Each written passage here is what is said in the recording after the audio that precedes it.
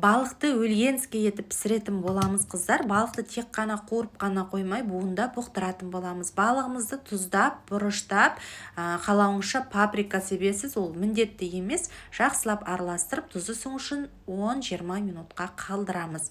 Енді асты қызып тұрған майымызға балығымызды ұнға екі жағын аунатып отырып, қызарғанша барлығын қуырып алатын боламыз. Осы кезде айтатын жағдай, балықтың ішінде көзге көрінбейтін өзінің құрттары болады екен.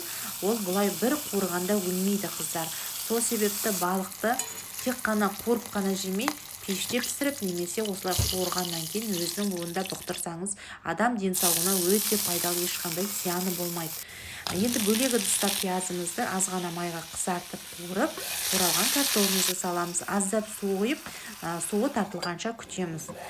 Бұл жерде картоп салу міндетті емес, сіздер пияздың үстіне де балықты бұқтырсаңыздар болады, осылай салып. Енді